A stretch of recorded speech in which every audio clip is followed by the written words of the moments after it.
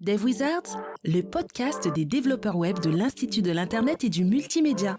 Retrouvez infotech, décryptage et autres partages magiques. Inspiré par la visite du salon virtuel du CES de Las Vegas, Martin Anderson et Antoine Barbeau vous proposent leur analyse d'un fait de société, l'infobésité. Où en sommes-nous? Comment s'en sortir? Écoutez. Merci Médina. Maintenant, entrons dans le vif du sujet. Notifications sur le téléphone, chaînes télévisées, radio d'information en continu, réseaux sociaux. Depuis 20 ans, les alertes d'information se sont multipliées au point de pousser certaines d'entre nous à entrer dans des périodes de diète médiatique. C'est en 1993 que le terme d'infobésité est introduit par un certain David Schenk pour désigner un phénomène de surcharge cognitive, s'informer en n'arrivant plus à distinguer ce qui relève du futile de l'essentiel dans l'information. Faire le tri devient alors difficile. Comment les nouvelles technologies impactent-elles notre quotidien? Au CES, Salon international de la tech, la tendance 2021 est l'interconnectivité, notamment par le développement de la 5G. Selon le décompte du 7 janvier 2021 de la GSA, Global Mobile Suppliers Association, le nombre d'appareils 5G disponibles dans le commerce a maintenant atteint 335 références, soit une augmentation de 50,9% au cours des 3 derniers mois. La 5G nous promet de meilleures performances, notamment sur la vitesse de transfert de données, le débit, ainsi que le temps de latence. La quantité d'informations accessibles sera démultipliée et de ce fait notre attention continuellement sollicitée. Il est important de ne pas subir cette surcharge informationnelle. Quels impacts sur notre santé? Une consommation trop importante d'informations, surtout de piètre qualité, basées sur leur caractère sensationnel, peut avoir des répercussions physiques, émotionnelles comme du stress, ou intellectuelles, syndrome de débordement cognitif et d'épuisement professionnel, cyberdépendance, déficit de créativité, perte de mémoire, altération du jugement ou encore indécision. L'infobésité peut engendrer deux autres conséquences négatives selon la pertinence des informations en question ou non. Si les informations vous paraissent pertinentes, vous serez donc conduit à sacrifier une partie de votre temps pour en assimiler le contenu. A l'inverse, lorsque les informations ne sont pas pertinentes, elles occasionnent alors un bruit documentaire inutile et un gaspillage de temps, ainsi qu'une déconcentration une fois de plus. Comment ne plus subir l'information en la rendant utile? C'est la question à laquelle Martin va tenter de répondre.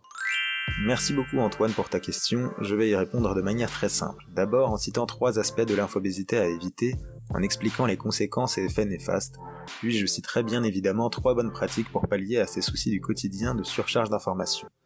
Pour commencer avec ces 3 aspects à éviter, je conseillerais d'abord d'éviter de s'abonner à trop de newsletters, car cela influencerait la prise de décision. Donc, je ne sais pas si vous connaissez le phénomène du TMI, Too Much Information, où au final, l'homme se sent le plus libre devant un large choix. Mais sans comparaison précise, la grande variété de choix devient problématique. Il prend donc des références et se rabat sur les options les plus familières. Donc on en vient au principe de saturation qui décrit le fait que plus d'informations n'apportent rien de plus à la décision. Le deuxième point, ce serait d'être trop sollicité par son téléphone, d'avoir trop de notifications sur les réseaux sociaux, trop de notifications, email, voilà, et ça, on en vient à un déficit d'attention, où les sollicitations augmentent le volume d'informations à traiter et la complexité des tâches. Plus c'est lourd, plus on peut être interrompu quand cela devrait être le contraire.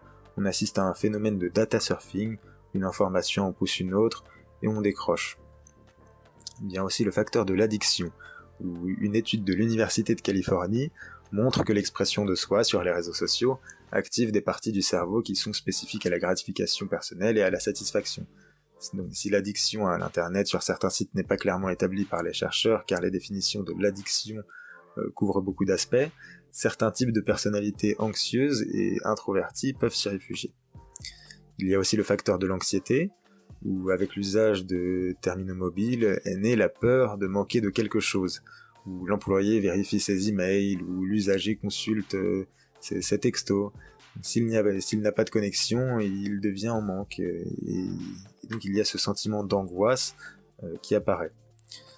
Le troisième point, c'est le multiscreen. Donc, c'est un point qui crée des troubles dysfonctionnels et relationnels. Donc, avec le multiscreen, les appareils mobiles, ça peut être une tablette, une montre connectée, la réalité augmentée, le téléphone portable.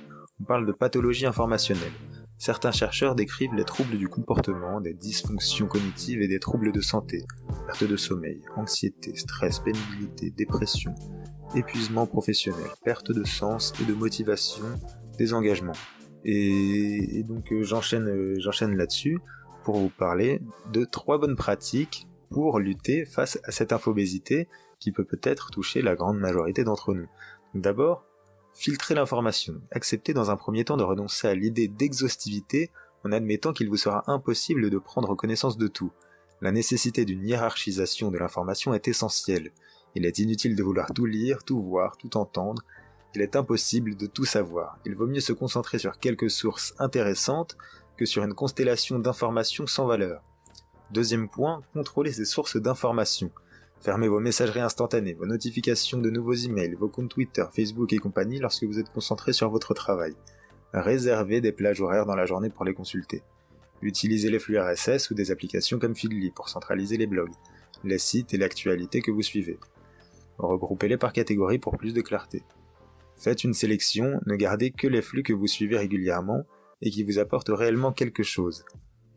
Troisième point, enfin, se détacher des fake news. Donc c'est un sujet qui est assez d'actualité aujourd'hui avec le Covid-19, qu'aujourd'hui avec une permanente surcharge d'informations, certains médias s'empressent d'être les premiers sur les nouvelles sorties, les événements inédits, etc., sans pour autant payer attention à la valeur de l'information transmise. Donc cherchez et vérifiez la source des informations évoquées. Ne pas considérer qu'une information est exacte juste parce qu'elle a été relatée ailleurs. Mettre éventuellement la photo dans Google et voir dans quel contexte elle apparaît pour la première fois, et privilégier les sources officielles, s'informer auprès des médias traditionnels qui font le travail de fact-checking chaque jour. Voilà pour les astuces de ce podcast. Si vous vous sentez affecté par cette surcharge d'informations ambiantes, j'espère qu'il vous aura été utile et vous aura permis d'avoir un point de vue extérieur sur la chose. Quant à moi, je vous souhaite une bonne journée et une bonne soirée, et vous dis à bientôt. Au revoir. Ce programme vous est proposé par l'IIM, l'Institut de l'Internet et du Multimédia, encadré par Nicolas Robert et coaché par Medina Koné.